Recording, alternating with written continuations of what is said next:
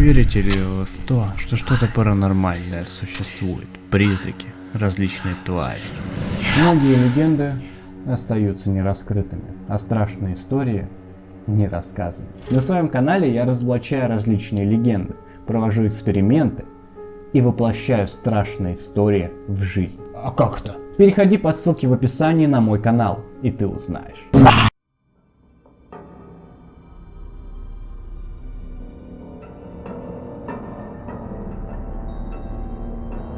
Раньше я даже не подозревала, что могу столкнуться с чем-то подобным. Будучи убежденным скептиком и атеистом, я жила, даже не думая о том, что находится по ту сторону нашего с вами мира. Тогда не было левых мыслей о чем-то потустороннем, о том, что без всяких преград, если только захочет, заберет вашу жизнь. Да, весь мой безопасный мирок рухнул в тот миг, когда я столкнулась с этим. В следующий раз, когда поймаете себя на мысли о том, что рядом с вами есть нечто с темной стороны, не игнорируйте свою интуицию.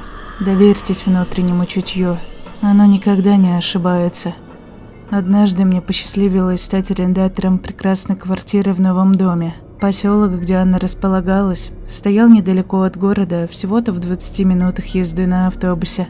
Само поселение образовалось давно. Там были и старые частные дома, и многоквартирные, имеющие всего по 2 или 3 этажа. И вот рядом с этими ветхими застройками как раз примерно 2 года назад отстроили новые высотки. Там и ремонт отличный, и весь внешний облик мне понравился. Газончики, кустики при подъезде, так еще и не в испортившемся состоянии. А в лифтах по сей день стены были обделаны пробковыми панелями, чтобы новые жильцы их не покорябали. Также не осталось без внимания и то, что дверью были разделены лестничная площадка и квартирный коридор. Для меня это значило, что никаких реклам на ножках захаживать не будет, а это несомненный плюс. Зайдя в подъезд, мимо меня пролетел суетливый мужичок лет 40, не больше. Слегка задев мое плечо, тот вылетел из подъезда, даже не подняв глаз. Не обратив на это внимания, я прошла в холл с лифтами. Рядом с теми висела доска объявлений. Нажав на кнопку вызова лифта, подошла к доске скоротать время ожидания. На той висело немного листов, гласящих о долгах владельцев квартир дома. Реклама о продаже каких-то детских вещей. Но вот одно объявление приковало мое внимание. То было прикреплено в нижнем правом углу. В нем кто-то из соседей просил соблюдать режим, а именно возвращаться домой до полуночи и не покидать своих квартир до рассвета. Странно это. Только будучи студенткой, живущей в общежитии, я сталкивалась с такими заявлениями. Всерьез это воспринимать я даже не подумала. Может, кто-то из подростков разыгрывает или еще у кого-нибудь такие приколы непутевые. Где же это видано взрослых людей призывать соблюдать своего рода комендантский час? Взяв свои сумки, я прошла в лифт, который наконец-то приехал. Там обратила внимание на то, что пробковая панель на одной из стен имела царапину, достаточно глубокую. Вот, видимо, не зря панели по сей день защищают стенки лифтов от громоздкой мебели заезжающих соседей. Приехав на свой 17-й последний этаж, я подошла к двери в тамбур. Та была стальная, с маленьким стеклянным окошком, под которым находилась наклейка, говорящая о огнестойкости данной преграды. Откопала у себя в сумке связку ключей. В нее входили ключи от самой квартиры, почтового ящика и двери в межквартирный коридор. Отворив стальную дверь, я вошла в длинный коридор, по обеим сторонам которого располагались квартиры. Большая их часть пустовала, если опираться на слова хозяйки жилья, а их было немало, где-то 10, может, немного больше. Подошла к своей двери, та была тоже не промах, тяжелая, дубовая, со звукоизоляцией. Следующие часов 5 пролетели незаметно. Раскладывая вещи по шкафам, а мелочи по полкам, я знатно подустала. На улице смеркалось, и, заварив себе чашку с чаем, разместилась на диване возле телевизора.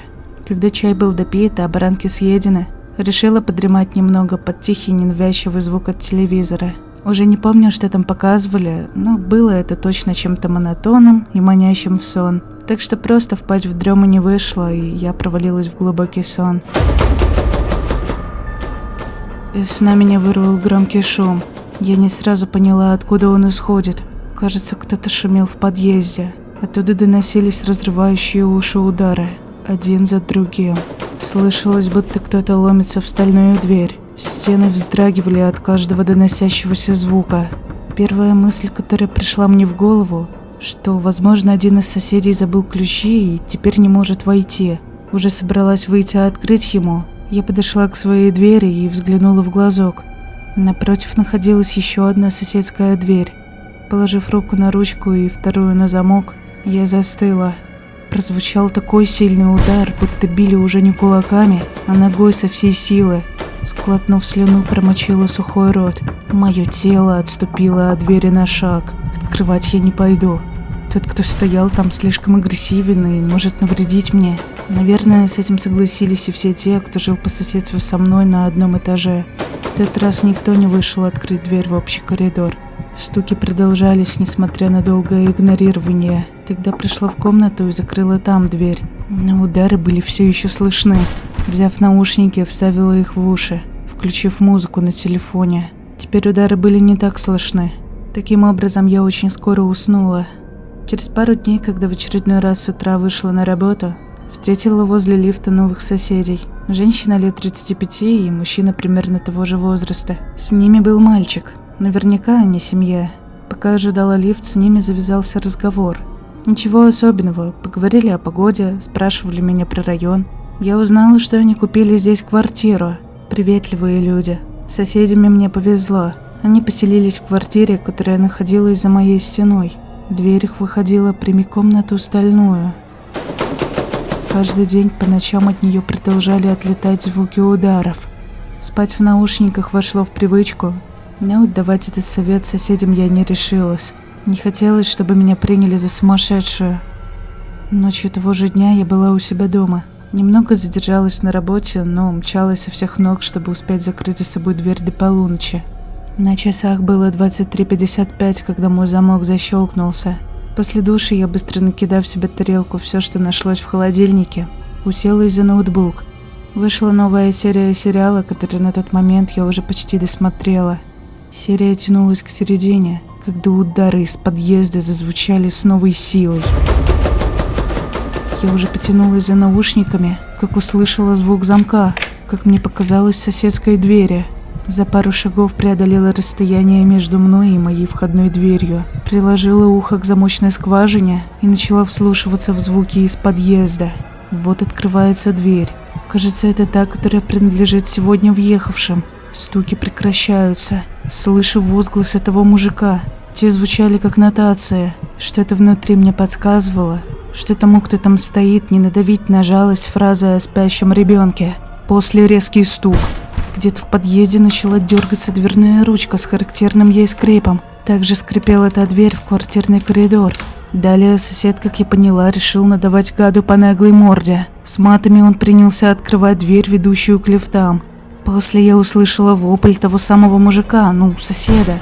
Дверь с размахом стукнулась об стену, будто ее подтолкнули с особой мощью. Мое сердце сжалось от внезапного звука, а дверь, которую я подслушивала, слегка дернулась, как при легком землетрясении. Понимаете, я сама открывала и закрывала ее. Та дверь в подъезде очень тяжелая, и если оставить ее в полуоткрытом состоянии, то ее никакой ветер с места не сдвинет. После я услышала, как открылась соседская дверь. Думаю, в квартиру вбежал сам сосед, закрыв дверь за собой. Все звуки стихли. Оставшиеся ночные часы в подъезде было тихо, как и полагается. Утром того же дня я, как и всегда, собиралась на работу. Из подъезда доносились чьи-то голоса. Среди них мне удалось уловить женский плач. Не выдержав, любопытства ради, я выглянула в подъезд. Там я увидела примерно такую картину. Возле соседской двери стояли медики, а из квартиры доносился женский плач. Через слезы соседка пыталась что-то рассказать медикам. Немногим позже двое амбалов вытащили наряженного в смирительную рубашку соседа. Они вели его к лифту, но ноги того волочились по полу. Мне удалось разглядеть, что голова соседа практически полностью была усыпана седыми волосами, а изо рта сочились слюни. Да как такое возможно? Только вчера я их видела. Те были абсолютно уравновешенными людьми. Неужели психические отклонения способны проявляться вот так внезапно? Взглянув на наручные часы, увидела, что время сборов подходит к концу. Допив кофе и собрав сумку, вышла на работу. По пути к лифту обратила внимание на дверь, ведущую в тамбур. Петли, держащие ее, были сломаны и шатались. А главное, дверь не закрывалась до конца. Ей был необходим ремонт. Решила, что на выходных, если, конечно, за меня это никто не сделает, схожу в управляющую компанию, пусть чинит. Вечером того же дня после работы отмечала день зарплаты. Накупив всякой всячины, я направилась домой. Попав на свой этаж, обнаружила, что дверь так и не починили. Волноваться об этом я не стала и даже нашла в этом плюс. Сегодня никто не помешает мне смотреть фильм своими неугомонными стуками. Разложив свои вкусняшки и включив недавно вышедший рейтинговый боевичок, принялась за отдых. Но тот немного позже прервали стуки из подъезда. Невольно посмотрела на часы. Стрелки указывали на начало 1 ночи. Я вспомнила, что общая дверь открыта, а значит и стучат кому-то определенному. К тому же стук доносился из глубины квартирного коридора, и мне не так сильно были слышны эти стуки. Короче сказать, особо не мешало так-то. После второй половины фильма начался бурный экшен, и я уже ничего не могла слышать, кроме звуков борьбы и перестрелки из своего ноутбука. После фильма мне нужно было в туалет. Мочевой пузырь навязчиво требовал опустошения. Удовлетворив потребности своего организма, уже собиралась лезть в ванну, как услышала стуки, доносящиеся все оттуда же, из подъезда. Только вот слышались они гораздо ближе. У меня внутри все сжалось, веяло от этих стуков чем-то мрачным. Мне было непонятно, на кой черт в одну и ту же ночь гости заявились сразу к нескольким соседям. К тому же стучались в ту квартиру, которая находилась за моей стеной, всего в нескольких метрах от моей двери. Внутри все жгло от неясно откуда взявшегося чувства страха. Я все же залезла в ванную, включила воду и выкрутила холодную на максимум. И мое тело задрожало, как осиновый лист. Легкие сжались, и я могла лишь короткими вздохами впускать в них воздух. В зеркале над раковиной виднелись мои посиневшие губы. Такую шоковую терапию я провожу, когда накроет стресс или что-то подобное. Тогда мое состояние намекнуло мне на необходимость отвлечься от навязчивых мыслей. Помогло, а может и зря. Как только я выключила воду, вновь стали слышны стуки. Страх с новой силой окутал меня. Стуки раздавались совсем близко. Возможно, что стучали в ту дверь, которая стояла напротив моей. Пройдя на кухню за успокоительным, я слышала удары о соседскую дверь. Казалось, что та вот-вот не выдержит и слетит с петель. С каждым новым стуком мое сердце начинало биться быстрее. Накапав себе валерьянки, собралась духом и решила посмотреть, кто способен так долбить. На цыпочках я подкралась к двери и отодвинула заслонку на глазке. В подъезде с перебоями мигала лампочка, и правда перед соседской дверью кто-то стоял.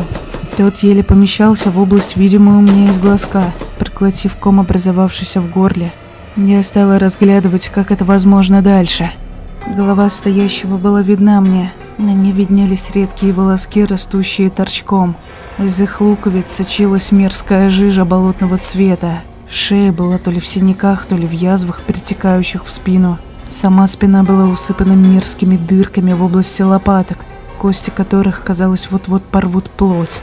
Из тех мелких дырок также сочилась жижа, как и из головы. Отверстия будто дышали. Определенно могу сказать, что они шевелились, будто импульсами. Отдаленно они походили на медовые соты, только имели более округлую форму. В тот момент ко мне пришло понимание, что это либо очень качественный грим, либо не человек. Далее он слегка поднял руку и легкой расслабленной ладонью ударил по двери. Если бы так постучал человек, то вообще бы ничего слышно не было. Но в этой обмякшей ладони было сил, как в накачанной человеческой ноге. А стук раздался просто сокрушительный. Я почувствовала, как вспотела моя шея. Невольно участилось дыхание. Я закрыла рот рукой, чтобы тварь не услышала меня. Мои колени дрожали от страха. Тварь продолжала стоять ко мне затылком. Внезапно мое сердце от чего-то сильно кольнуло. Машинально рука, прикрывающая рот, схватила область сердца, а с губ слетел короткий, но слышный хрип. Зажмурилась.